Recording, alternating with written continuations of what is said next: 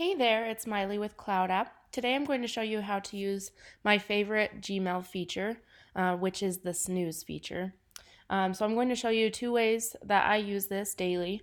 The first would be if you're just sending an outgoing message, and it can be stressful to follow up with someone about something such as asking if they can have a project ready by a certain time.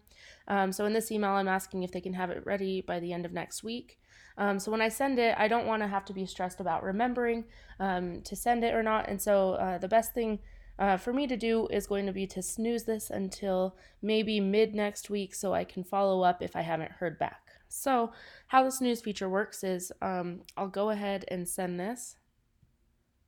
And then what I can do is go to sent, and I'm going to hover over this and snooze it. So what happens when I snooze it, I'm going to choose to follow up at the beginning of next week.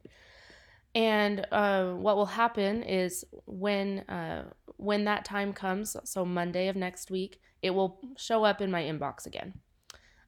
So that is a great feature to make sure that you stay on top of things and don't forget about them.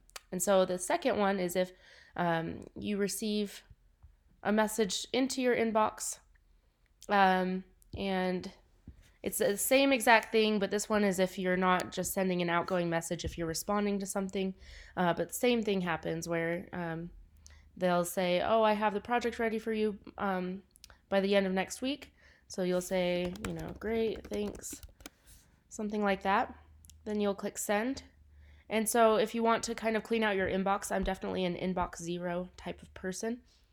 All you'll have to do is come over to snooze again, and then you can set this for, whenever. You can even pick a date and time. So if I want to do it just on Wednesday of next week, I can do that, and you can choose a time as well.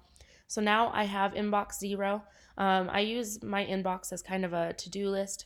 So when it's empty, I know that I'm caught up. And so if something comes back into my inbox that's snoozed, I know that I need to follow up again.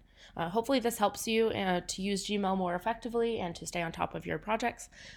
If you would like to make your own tutorial video, please go ahead and look at the link in the description, and there is a way to make your own tutorial videos using Cloud App.